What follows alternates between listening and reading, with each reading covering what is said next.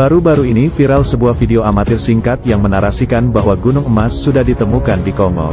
Kongo sendiri merupakan suatu negara di bagian tengah sampai barat benua Afrika. Nama resmi negaranya adalah Republik Demokratik Kongo.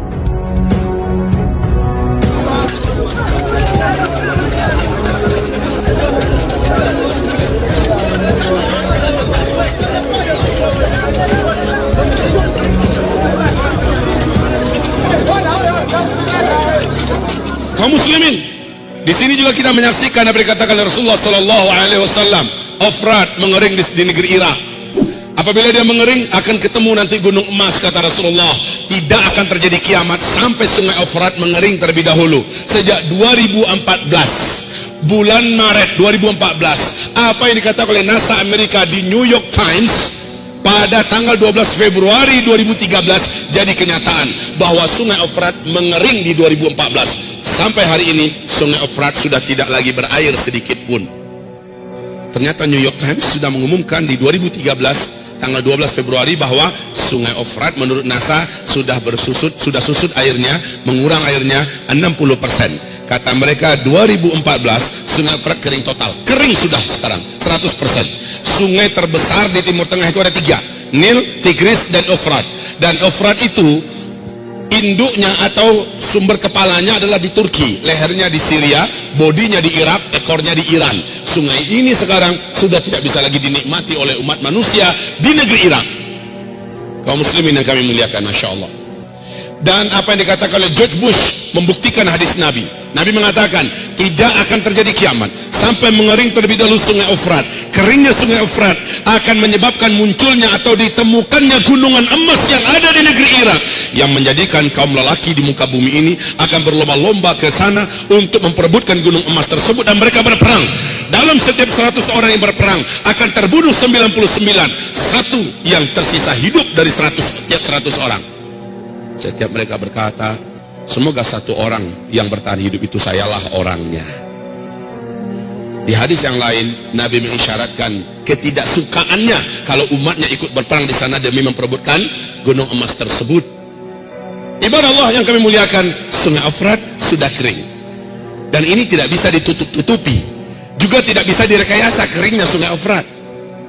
Dan George Bush, masih ingat George Bush? Masih? Siapa makhluk ini, Pak?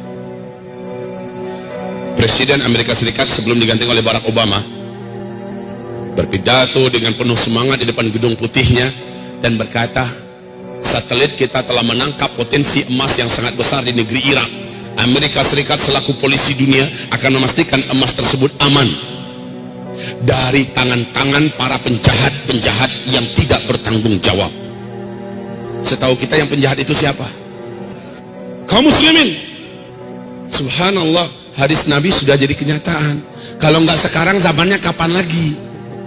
Saya bertanya, kalau nggak sekarang, zamannya kapan pernah sungai Ofrat kering total seperti sekarang? Dan sudah berapa tahun? Sejak 2014 loh. Sudah berapa tahun?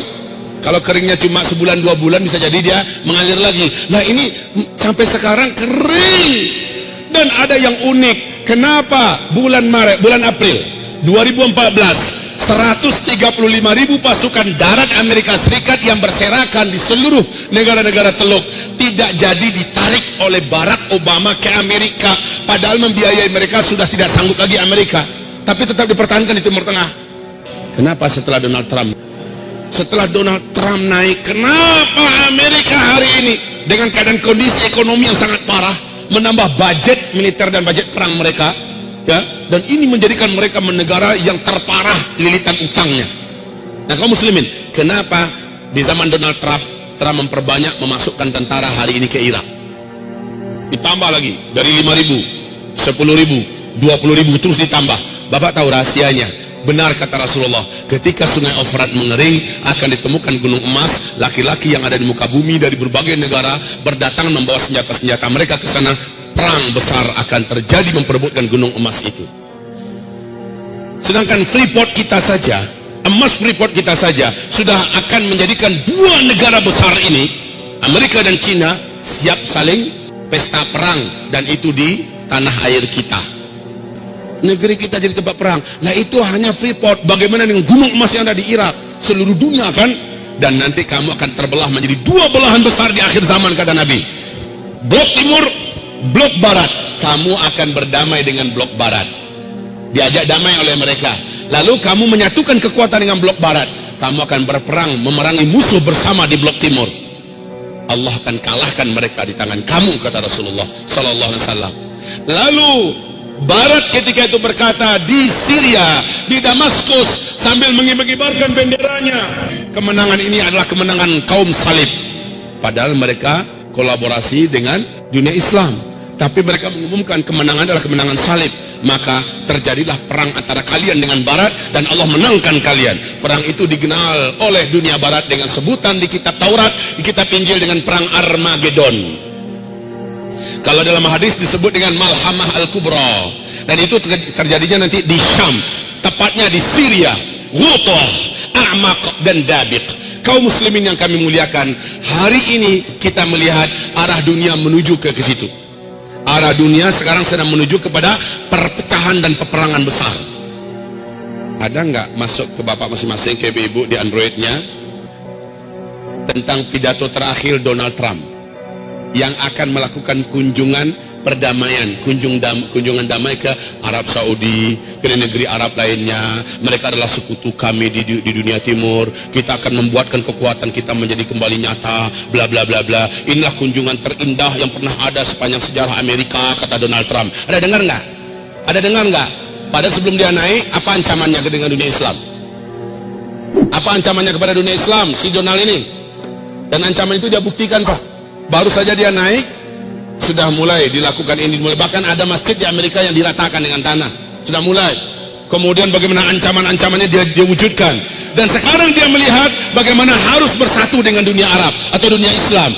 Maka lihat, hadis Nabi akan jadi kenyataan. Kamu akan diajak berdamai oleh Rum, dalam hal ini Amerika dan Eropa. Lalu kamu akan memerangi musuh bersama di blok timur, yaitu Rusia, China, India, Iran, dan semua kekuatan blok timur akan perang besar melawan blok Islam dan Barat. Kaum muslimin, lihat, sebentar lagi, kalau sudah begitu kenyataannya, lalu di fase keempat ini, apa yang harus kita lakukan, wahai para pemuda? Apa yang harus kita buat, wahai generasi muda?